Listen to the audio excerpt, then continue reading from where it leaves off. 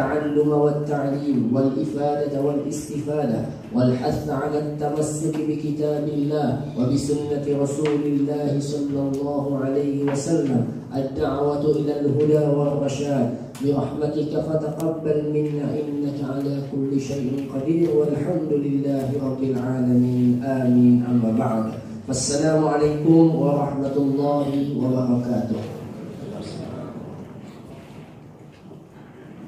Yang berusaha barisan ahli jawatan kuasa Kuliah Duha Masjid Al-Muttaqin yang saya kasihi, seluruh para hadirin muslimin dan muslimat, mukminin dan mukminat, mudah-mudahan Allah merahmati pertemuan kita, Allah memberkati majlis kita, Allah mengampunkan dosa-dosa kita, Allah Subhanahu wa taala kurniakan kepada kita akan keimanan, keamanan, ketenangan, dan Allah kurniakan kepada kita keikhlasan dalam setiap amalan. Dan mudah-mudahan keberadaan kita dalam majlis ini pada setiap waktu dan detiknya Allah Ta'ala ganjari kita dengan sebaik-baik ganjaran dan amal yang soleh. Dan kita mohon kepada Allah Subhanahu wa Ta'ala dengan keberkatan majlis kita pada pagi ini, dengan zikir-zikir yang telah kita baca pada pagi ini, Allah Ta'ala mengkafarahkan segala dosa-dosa kita, mengampunkan segala kesalahan kecil dan besar kita, dan Allah bimbing dan pimpin kita kepada jalan kebenaran yang diridhai oleh Allah Subhanahu wa Ta'ala. Allahumma amin, Allahumma amin, Allahumma amin. InsyaAllah ta'ala pada pagi ini kita akan menyambung pengajian kita di dalam hadis 40 yang disusun oleh Al-Imam Muhyiddin Abu Zakaria Yahya bin Sharaf An-Nawawi Ad-Dimashqi Asy-Syafi'i rahimahullahu ta'ala wa nafa'ana Allah bih. InsyaAllah ta'ala hadis kita pada pagi ini adalah menyambung pada hadis yang ke-37. Hadis yang ke-37. Boleh tuan, sudah bersedia semua? Tak sedia? Dah sedia? Okay. Sila celitkan mata anda masing-masing. Okay. Angkat kepala masing-masing, jangan tunduk supaya nampak siapa yang tidur. Hadirin yang saya kasih sekalian, InsyaAllah ta'ala kita akan sama-sama melihat hadis yang ke-37 daripada hadis 40 Al-Imam Nawawi rahimahullahu ta'ala. Kita tengok dan kita cuba baca bersama-sama hadisnya. Semoga semuanya terbiasa dengan mengerti hadis Nabi sallallahu alaihi wa ala alihi wa sahbihi wa baraka wa sallam. An ibn Abbas radhiyallahu anhuma an Rasulillah sallallahu alaihi wasallam fima yarwihi an rabbih tabaraka wa ta'ala qala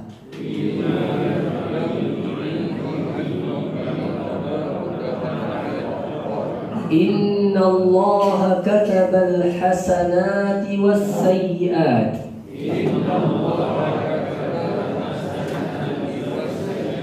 ثم بين ذلك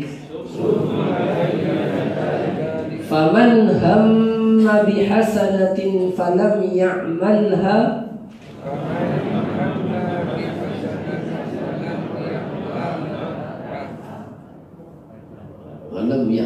كتبها الله عنده حسنة كاملة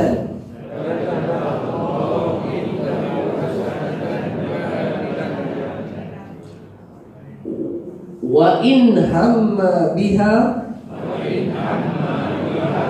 فلم يعملها كتبها الله عنده 10 حسنات إلى 700 ضعف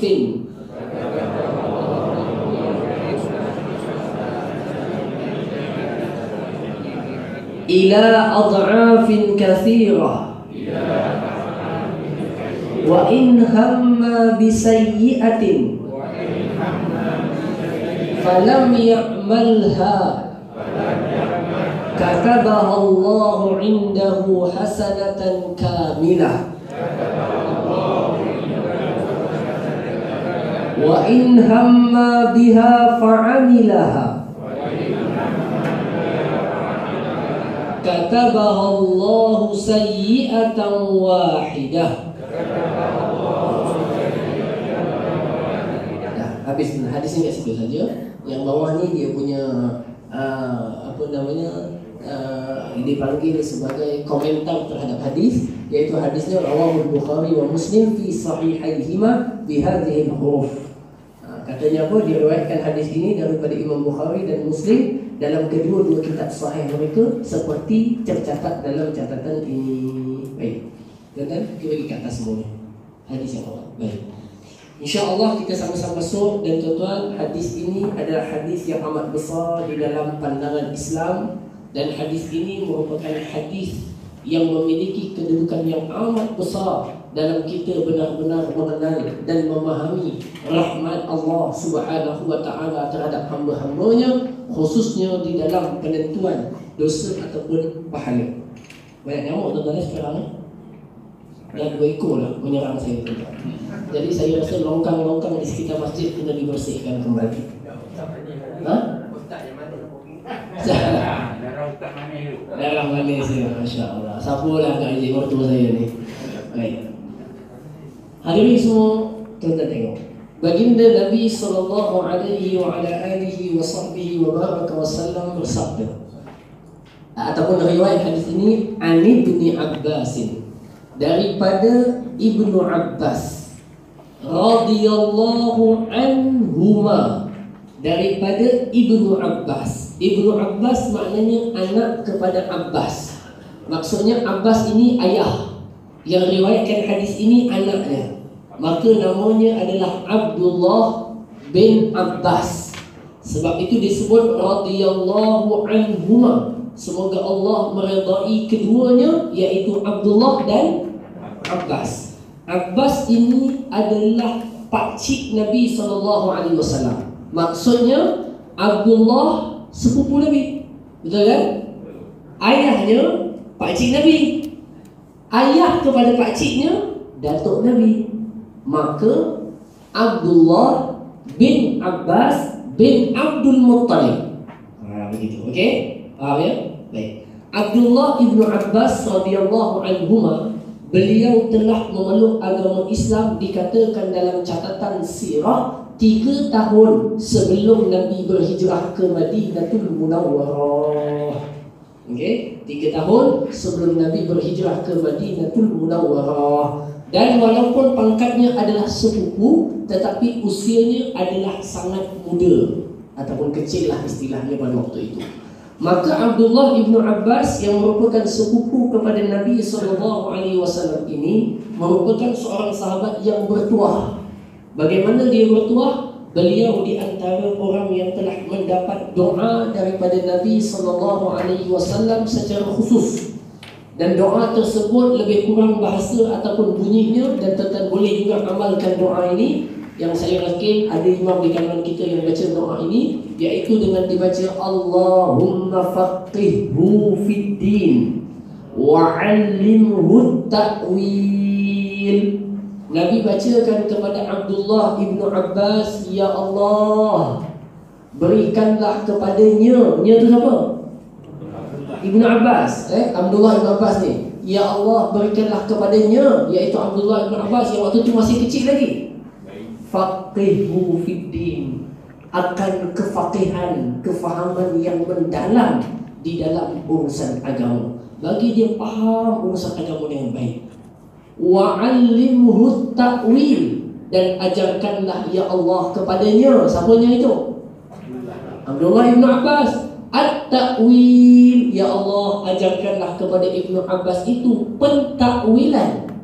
Takwil ni maknanya macam tafsir, tapi takwil lebih umum daripada tafsir. Okay, tafsir lain, takwil lain. Takwil ni di sebalik sesuatu itu yang tak tertulis, namanya takwil. Contohnya apa? Mentakwilkan mimpi.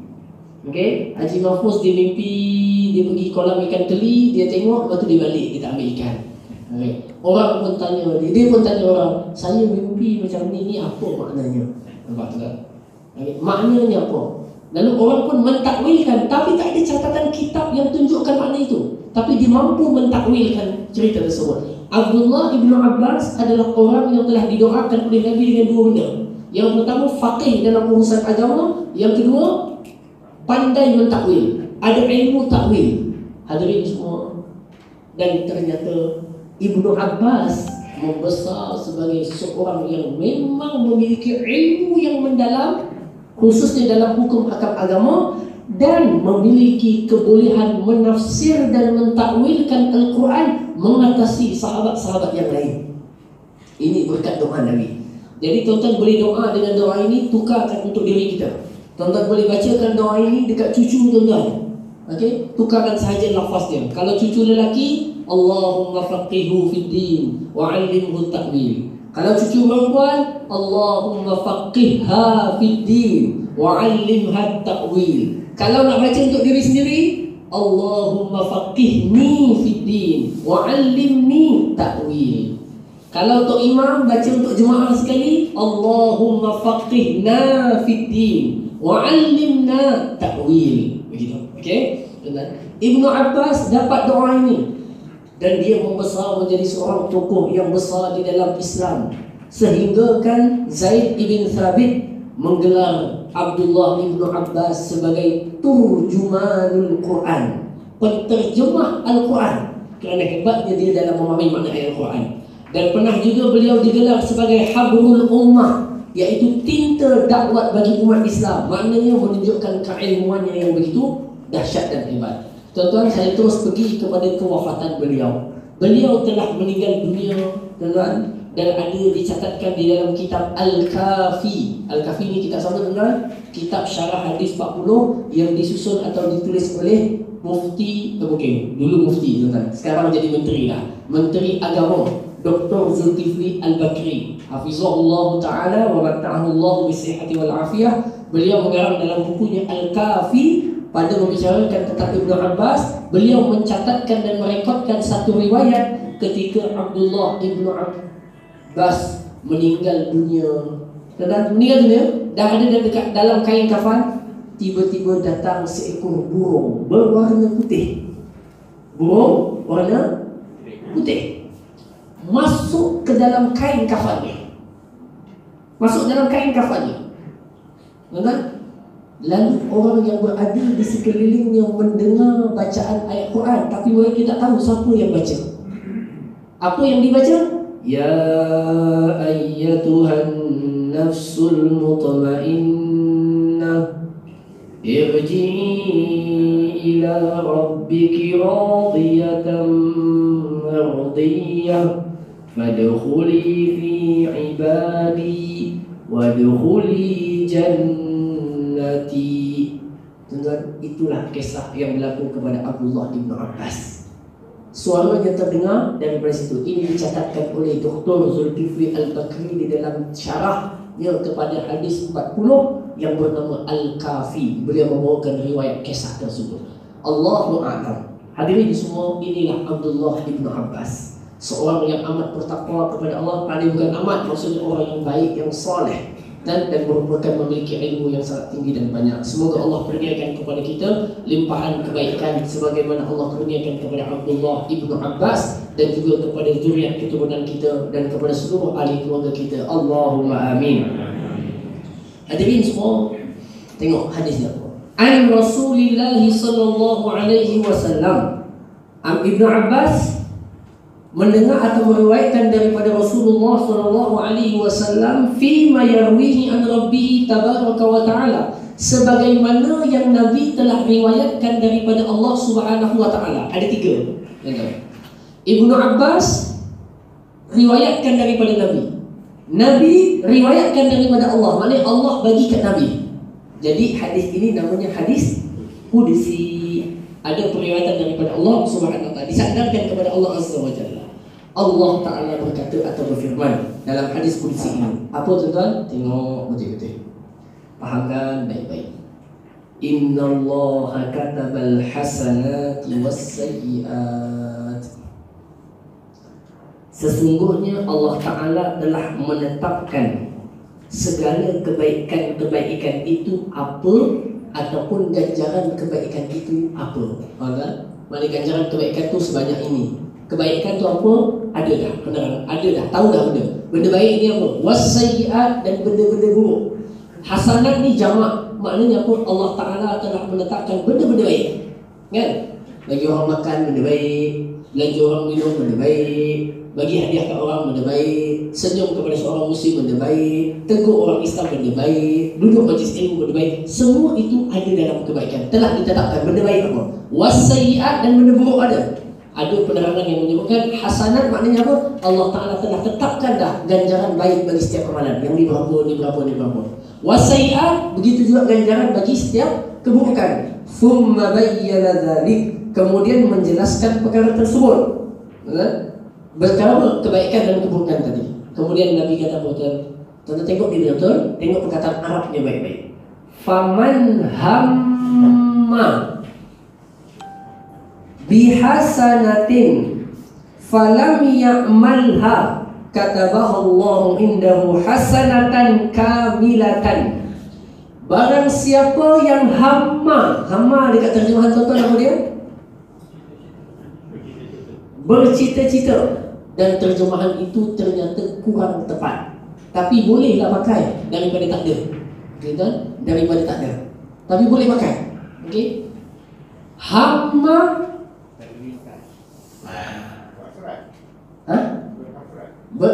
Itu macam nak tepat lah. Terima kasih tuan tadi. Okay. Buat julung kalinya, masya-Allah. Boleh jadi ustaz. Okey, disebut berhasrat tadi. Itu hampir nak dekat dengan tepat. Tengok. Nabi sebut, Allah nak kata barang siapa yang hamma bihasanatin. Kita letak dulu terjemahan hamma. Nanti saya ulas yang hamma ni. Siapa yang memiliki niat, keazaman, hasrat dan melakukan satu kebaikan. Contohnya apa tuan-tuan? Contohnya apa? Tadi ada orang yang masuk ke dalam dewan kuliah, dia terlintas dekat hati dia, nanti sekarang nak susunlah kasut-kasut yang berselera orang datang tu. Dia nak susun. Baik ke tak baik tuan? Baik. Tuan-tuan pun tahu benda tu baik. Dia niat dah hati, nanti nak susunlah saat lagi selipar-selipar yang berselera tu. Ataupun masa dia masuk tadi, dia nampak ada tabung, ada muka pula Ustaz Syafiq kat luar tu. Dia kata nanti kan keluar aku nak letak duit dalam tabung pula. Tapi hari ni tak ada lah tuan-tuan. InsyaAllah minggu depan ada. Tuan-tuan siapkan cek banyak-banyak. Hadirin semua. Ataupun dia nampak sampah di luar, lalu diletakkan satu niat, nak ambil lah, dengan hasad yang kuat, yang azam untuk ambil sampah dan buang. Faman hamma bihasanatin, siapa yang berhasrat dan berazam, bertekad nak buat satu kebaikan itu, falam ya'malha, tapi tuan-tuan, tapi dia dah masuk, dia duduk, dia nak keluar pergi susun kasut, nak pergi masukkan duit dalam tabung, dia nak pergi ambil sampah. Tuan-tuan, tiba-tiba dah masuk dalam, pintu ditutup sebab nak jaga SOP. Jangan keluar masuk, keluar masuk, keluar masuk, susah. Pintu ditutup. Lalu hasratnya tidak tercapai. Habis waktu 9.50 habis, semua orang pun keluar. Jadi kasut tersusun. Dalam hadis ini mengatakan siapa yang telah bertekad untuk melakukan satu kebaikan, tapi akhirnya tak dapat buat, katabahu Allahu indahu hasanatan kamilah, akan ditulis dan ditetapkan bagi orang itu dia telah melakukan satu kebaikan yang sempurna pahalanya. Faham tak? Dengar. Tapi dia mesti hamma. Hamma ni apa tuan? Tengok tuan. Mesti hamma tau. Hamma, mesti hamma. Paling tidak dalam hati kita, dia ada peringkat-peringkat hati. Nak buat ni dia ada peringkat. Okey, apa dia yang pertama? Kalau sempat-sempat lah tuan-tuan.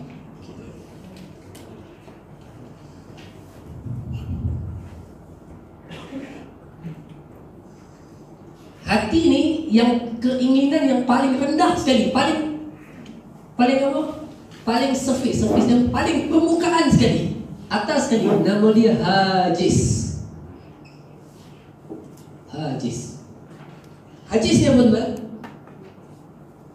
Hajis ni apa? Hajis ini kita cuma dapat gambaran je kat kepala. Faham tak? Dia lalu kat kepala dapat gambaran je. Kasut tersusun. Dah, tu je dia. Niat tak ada, ingin tak ada, hasrat tak ada, cita-cita tak ada. Dia semua Nampak tak gambaran kepala? Macam kita jalan. Ya. Lintas hati dia lagi kuat. Tapi dia tergambar kat kepala dia. Faham tak? Tergambar kat kepala. Contohnya tergambar di masjid. Faham tak? Tapi tak ada niat nak pergi lagi tak? Tergambar. Itu namanya hajis. Okey? Lagi kuat daripada hajis namanya khatir. Khatir ni dia lagi kuat. Namanya lintasan hati melintas. Yang tadi tergambar je. Yang ni lagi kuat, iaitu lintasan hati. Maknanya apa? Nak buang sampah lah, nak sedekah lah, nak ziarah lah, cuma lintas je. Ni atas detik. Bagus Haji. Terima kasih Haji Mahmuz. Dia terdetik. Terdetik dengan terlintas mana lagi kuat? Rasanya sini terdetik tak? Hajis terdetik, yang ini lintasan hati ke macam mana? Yang ni betul? Ya, betul. Dah terdetik mana hati dia dah bergoyang sikit. Dah bergoyang sikit ya? Okay, baik. Betul. Yang paling atas tu dia cuma tergambar je, tapi tak ada apa-apa. Hatinya pun tak ada, dia cuma tergambar je benda tu. Yang ini tak dikira yang dapat pahala. Faham tak? Dia lintas je kat hati. Lalu je. Nak belanja ustaz minum lah. Lalu je. Tapi tak ada tekad tu, tak ada. Betul tak? Dia pun tak dikira sebagai makna hadis ini. Faham tak? Dia tak dikira makna yang kata dapat pahala tadi tu. Okey? Peringkat yang ketiga yang lebih kuat daripada itu namanya hadisun nafs.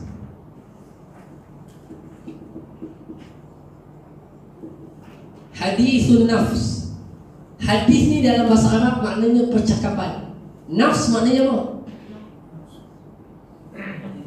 Diri. Maknanya apa? Dirinya berkata-kata. Contoh, tuan-tuan. Niat lain. Tengok kan? Inilah hebatnya bahasa Arab dan hebatnya hati manusia.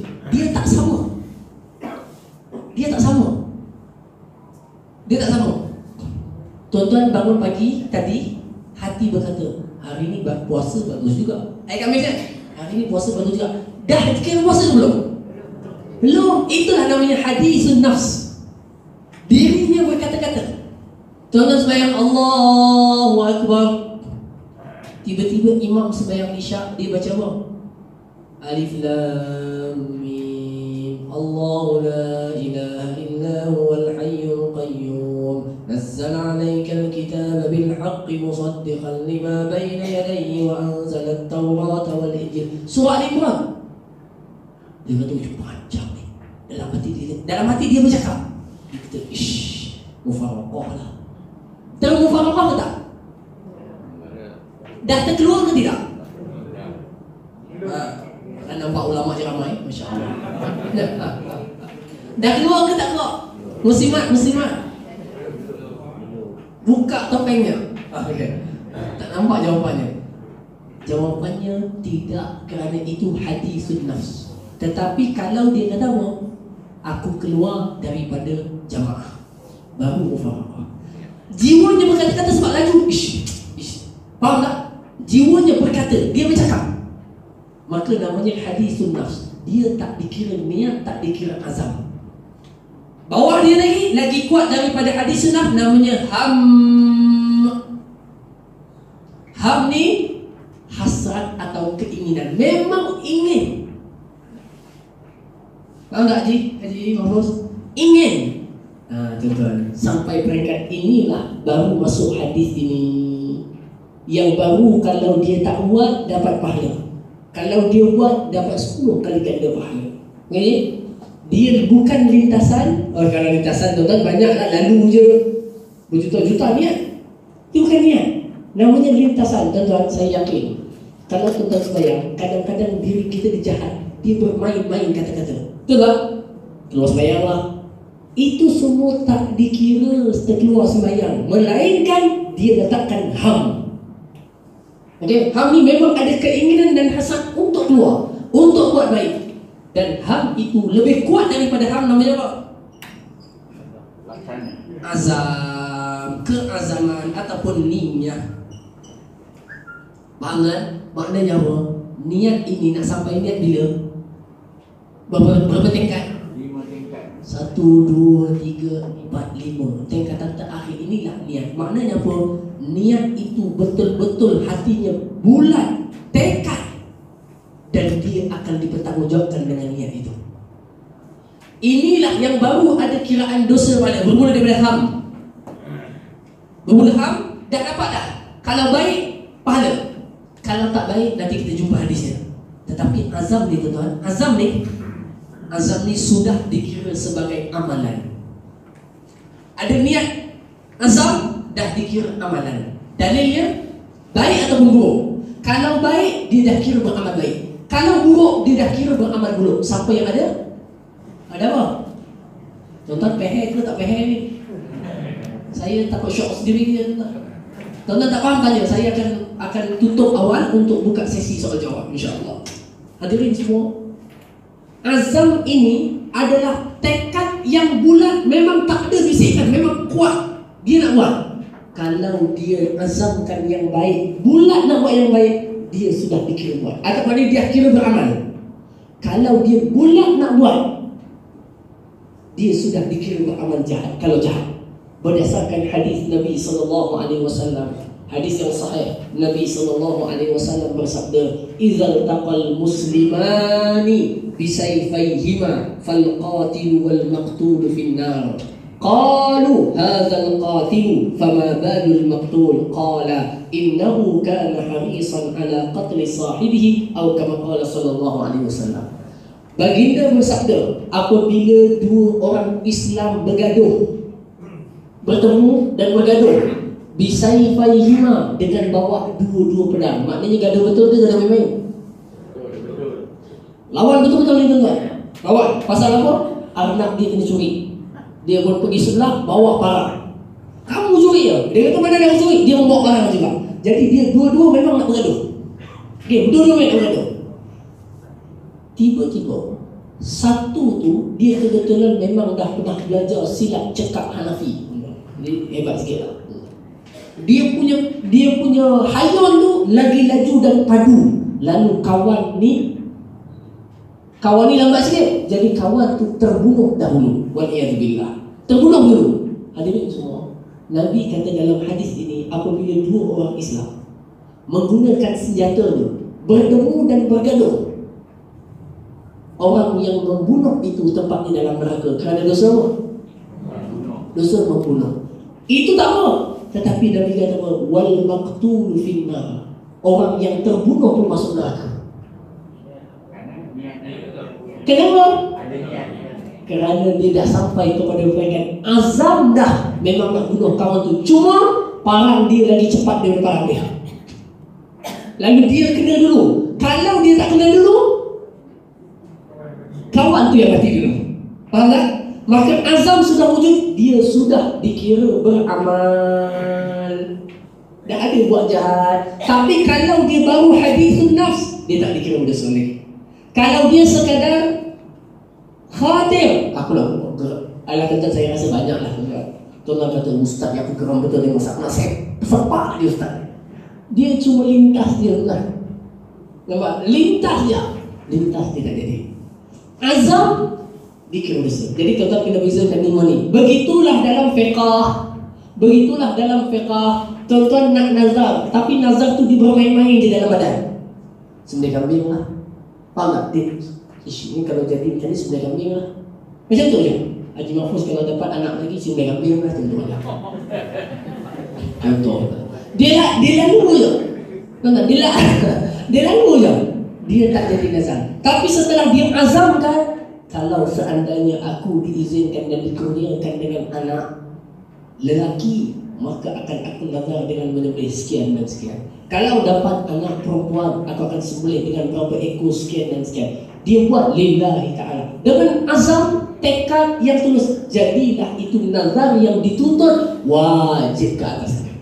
Tapi kalau kadang lalu je, sembelih kambing bagus juga. Tak lama dipikir balik, kambing tak semua orang makan daging kambing. Baik sembelih unta, jangan mau. Dia masih lagi belum jadi. Faham tak? Belum jadi niat. Sampai benda itu menjadi tekad, baru dia menjadi niat dan dikira. Boleh faham tak? No? Tengok hadis dia kata apa?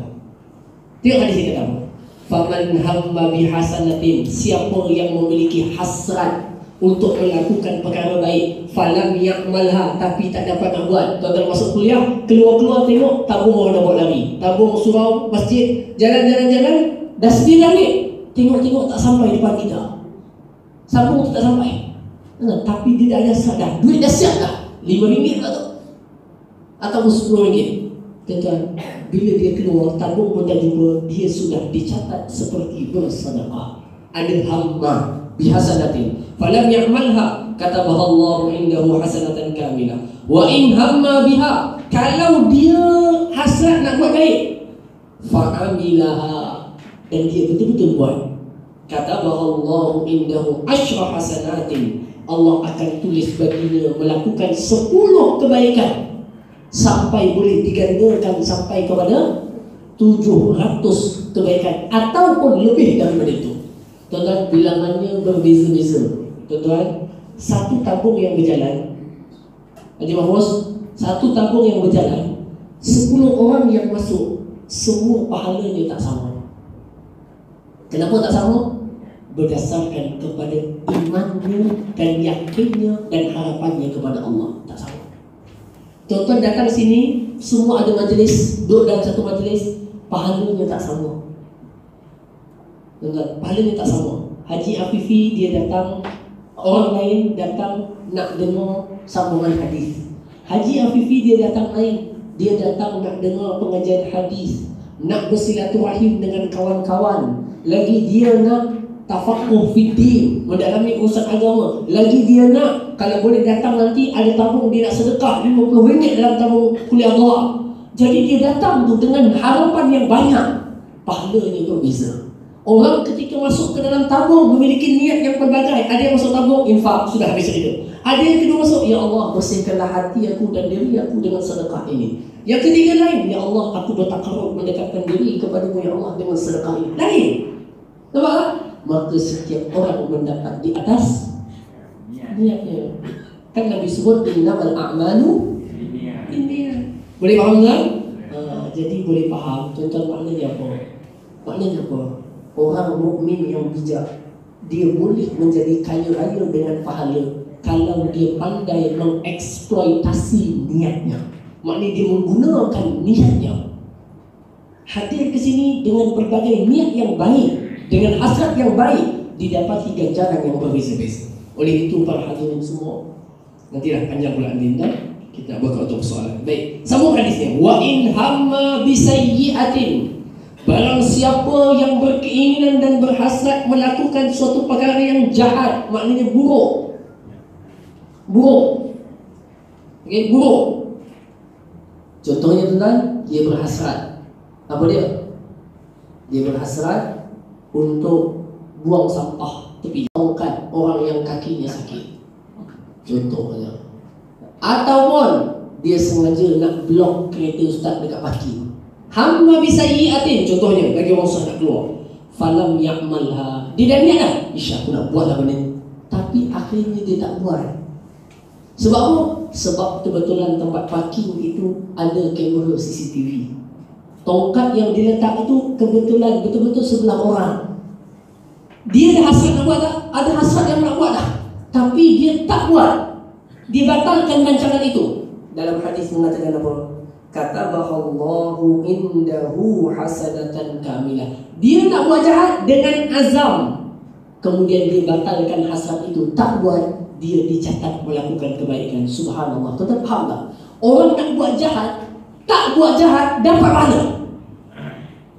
Orang nak buat baik, tak buat lagi, dapat pahala. Dia nak buat baik, buat betul, dapat 10 kali ganda sampai 700 kali ganda pahala. Yang tu tak pun lagi, rahmat Allah begitu besar kepada manusia. Kalau dia ingin betul dah nak buat jahat, akhirnya dia gagalkan hasrat itu, Allah Ta'ala catat dia dengan pahala. Jadi tuan-tuan, betapa rahmatnya Allah Azza wa Jalla. Kalau kita tuan-tuan kan macam ni, anak yang tolong kita dapat duit, yang tak tolong tak dapat, kan begitu kaedahnya tuan-tuan. Tapi Tuhan ini lebih rahmat terhadap hamba-Nya berbanding rahmat di antara manusia kepada manusia yang lain. Hamba aku kalau niat nak buat baik tapi tak dapat buat, aku tetapkan baginya pahala. Kalau dia niat nak buat baik dan memang dia buat, aku berikan lebih banyak daripada yang sepatutnya. Kalau dia niat nak buat jahat tetapi dia batalkan hasad itu, akhirnya maka Allah tetapkan baginya pahala. Pahala dapat. Buat jahat tak jadi dapat pahala. Subhanallah. Nampak tuan? Betapa besarnya rahmat Allah Subhanahu wa taala kepada kita yang sangat-sangat luas pemberiannya. Semoga Allah Ta'ala kurniakan kepada kita dengan niat yang baik sentiasa, insya-Allah. Allahumma amin. Amin. Tuan-tuan, saya ada di WhatsApp oleh beberapa orang dalam kuliah ni yang tak dapat hadir kerana sakit. Tuan-tuan, orang-orang macam ni dia dah ada hasrat dah kalau boleh nak datang kuliah. Nak datang dah. Tapi dihalang dengan sakit. Allah Ta'ala catat dah dia mendapat satu pahala yang sempurna kebaikannya. Ada juga yang dah datang dah, tengok dewan penuh, balik semula. Memang dia datang nak dengar, tapi dia balik, dia sudah dicatat dengan pahala. Nampak? Yang masalahnya apa dia? Dia lalu depan masjid je, mengeteh kat tepi sana. Langsung tak ada niat, langsung tak ada apa, dia kata ish lepak kat kuliah tu bagus juga tapi just lalu je, khatir, tak dicatat lagi. Hadis sunnah bagus juga kalau duduk dalam tu, daripada duduk ngeteh baik duduk dalam kuliah. Tapi sekadar bercakap saja dalam hati, dalam dirinya, tak dikira lagi. Tapi kalau dia kata ish nak pergilah, dia pun datang, kuliah pun habis, dia telah mendapat pahala. Macam tu juga tuan-tuan berlaku kepada kebanyakan orang lelaki. Saya yakin tuan-tuan depan saya ni majoritinya kaki masjid. Walaupun nampak ada kaki bola pun ada juga, okay? Tapi nampak kaki masjid tu banyak sikit. Ada yang semua dia datang nak sembahyang Jumaat ke Masjid Al-Muttaqin. Dah cubalah sebaik mungkin sampai masjid. Assalamualaikum warahmatullahi. Ini biasa berlaku, khususnya bagi orang yang kenderaannya tak laju, langkahnya pun tak cepat. Dia langkah satu sampai tangan masjid, Assalamualaikum warahmatullahi. Pilu dan sedih hatinya. Nak kejar jemaah dah habis. Nak buat jemaah baru, dia seorang je yang lambat, orang lain semua cepat. Orang ini telah mendapat catatan pahala seperti melakukannya berjamaah. Dia dah hasad dah tinggi dah, azab dah ada dah, tapi terhalang untuk buat. Boleh faham tak? Baik, hadirin semua, inilah contoh daripada hadis wa in hamma biha. Kalau dia niat nak buat jahat, ada hasrat nak buat jahat, ingin nak buat jahat, dan betul-betul dia realisasikan jahat itu, betul-betul dia buat jahat itu, sorokkan tongkat orang, sepak kasut orang, ambil duit tabung masjid,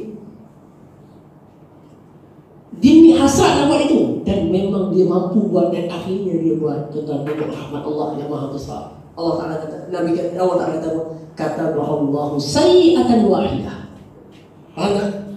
Allah Ta'ala catat dia melakukan satu je kesalahan, itu je kesalahannya. Tapi kalau dia niat buat baik dan dia buat baik, Allah katakan berapa? 10 hingga 700 hingga bilangan yang tak terperi banyaknya mengikut kepada niat dia. Tapi kalau dia niat buat jahat, memang betul dia buat, dia cuma catat itu je kesalahannya. Subhanallah.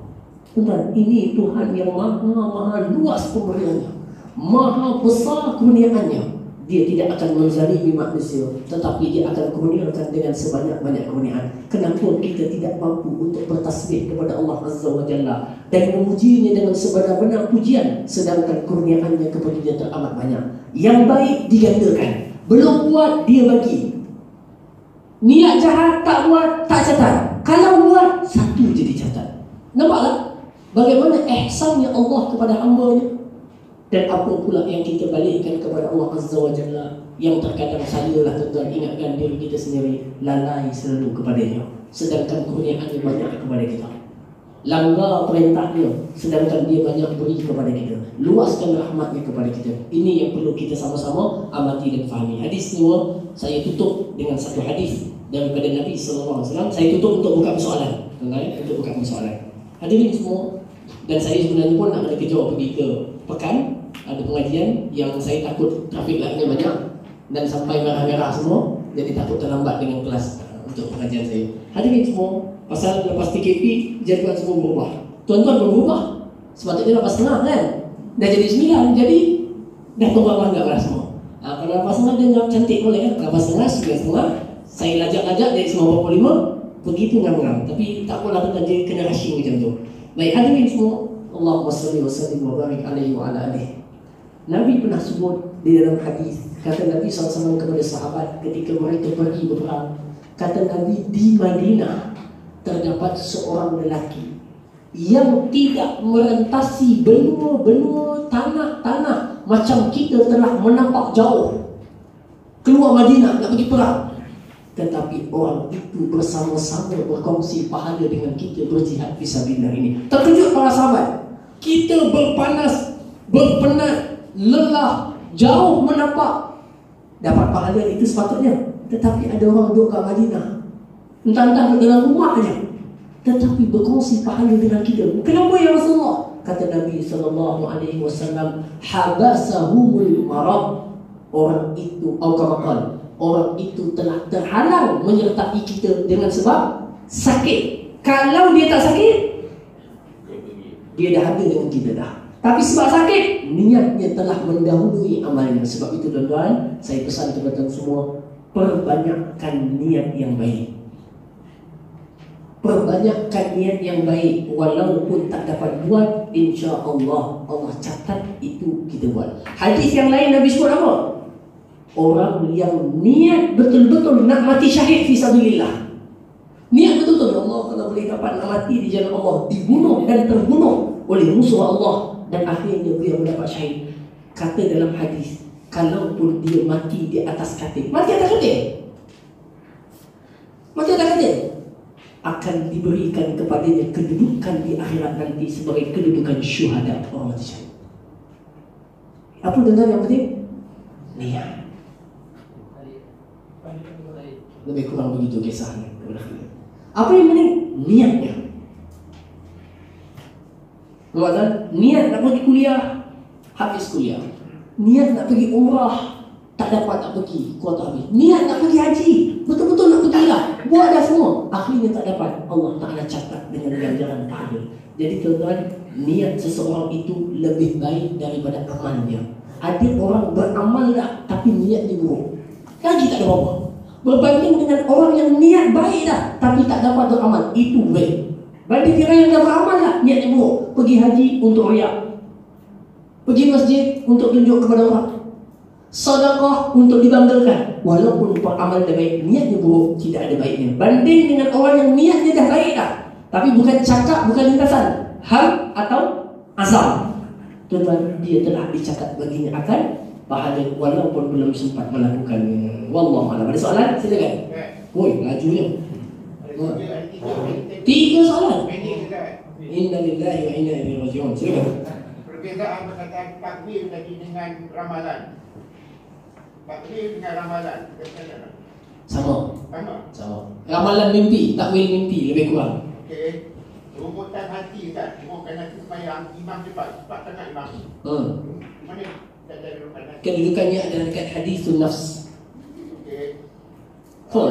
Macam soalan dalam Dewan Ayat pula. Silakan. Niat tak jadi. Kawan kita ni, dia niat nak seloroh, sombong tongkat dia. Niat kita seloroh, sombong tongkat dia. Ya, niatnya nak bergurau. Nak gurau dengan dia kawan tu. Niatnya dia kata apa? Sombong tongkat dia. Nak suruh tongkat dia. Baik, terima kasih soalan ni. Soalan terakhir kan? Habis kan? Alhamdulillah. Nabi sebut di dalam hadis, baginda Nabi SAW, hadis ini diriwayatkan oleh Al-Imam At-Tirmidzi di dalam sunannya. Baginda Nabi melarang seseorang itu istilahnya mengejutkan atau menyakiti saudaranya seislam walaupun dengan tujuan bergurau.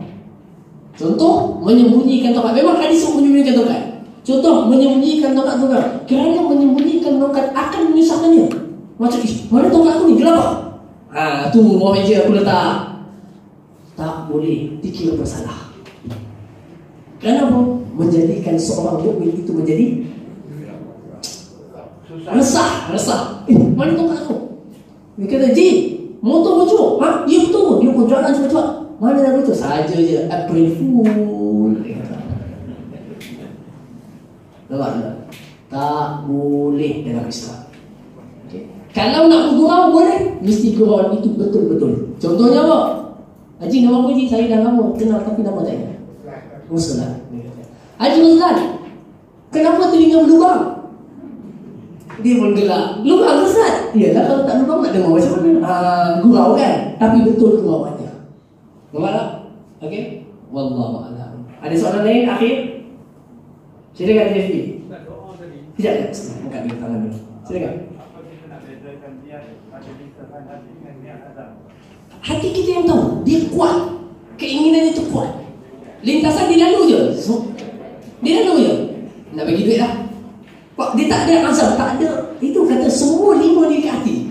Tapi kita tahu dengan kita punya apa lah bahasa Melayu, impress. Impress lah. Betul? Impress. Ha?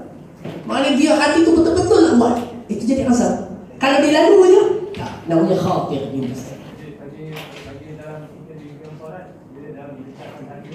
Kak, tengok dalam kita apa yang berlaku kepada dia. Kata lintasan dia tak dikira Allah. Sebab itu mainan syaitan. Waswasil khannas. Kan? Tapi kalau kita azam, imam ni betul lah aku nak keluar lah daripada dia.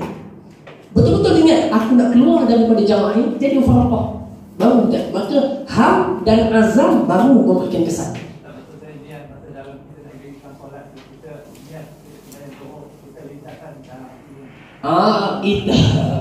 Itu niat disengajakan dalam hati. Memang dilintaskan, takkan nak tulis.